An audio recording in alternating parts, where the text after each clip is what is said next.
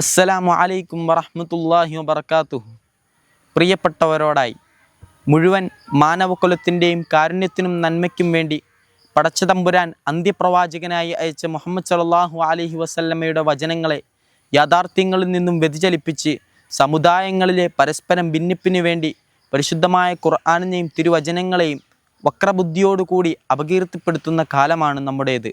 പ്രവാചകൻ സല്ലല്ലാഹു അലൈഹി വസല്ലം അയൽവാസി ബന്ധങ്ങളുടെ വിഷയത്തിൽ അയൽവാസി അമുസ്ലിമാണെങ്കിൽ അവനോട് രൂക്ഷ സ്വഭാവത്തിൽ പെരുമാറണമെന്നും ഇനി അവൻ മുസ്ലിം ആയാൽ മാത്രം അവനെ സഹായിച്ചാൽ മതി എന്നൊക്കെ നാസ്തികരായ ചില ആളുകൾ പ്രവാചകനെപ്പറ്റി അപകീർത്തിപ്പെടുത്തി പറയുകയാണ്. എന്താണ് ഇതിൻ്റെയൊക്കെ യാഥാർത്ഥ്യം?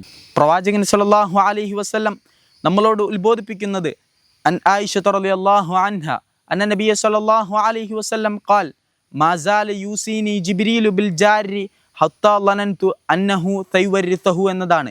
ജിബ്രീൽ അലൈഹിസ്സലാത്തു വസ്സലാം എന്നോട് അയൽവാസികളോടുള്ള കടമകളെക്കുറിച്ച് പറഞ്ഞുകൊണ്ടേയിരുന്നു. അത് കേട്ടപ്പോൾ എനിക്ക് തോന്നിയത് അയൽവാസികൾക്ക് എൻ്റെ അനന്തരാവകാശത്തിൽ ഒരു വിഹിതം പോലും നൽകണം എന്നതാണ്.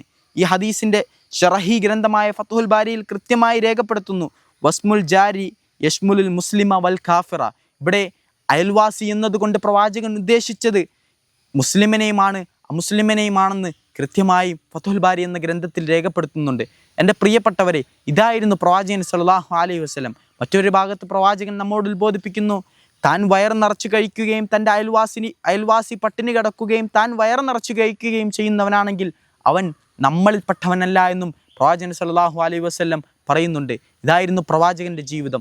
എവിടെയും വിഭാഗീയതയുടെ ഒരു ചിന്തകളും പ്രവാചകൻ നമുക്ക് നൽകിയിട്ടില്ല. എൻ്റെ പ്രിയപ്പെട്ടവരെ, നാസ്തികരായ ചില ആളുകൾ പ്രവാചകനെ അപകീർത്തിപ്പെടുത്തിക്കൊണ്ടിരിക്കുന്നു. അത് കേട്ടുകൊണ്ട് നിങ്ങളാരും പ്രവാചകനെയും ഇസ്ലാമിനെയും തെറ്റിദ്ധരിക്കരുതേ എന്ന് ഓർമ്മപ്പെടുത്തുന്നു.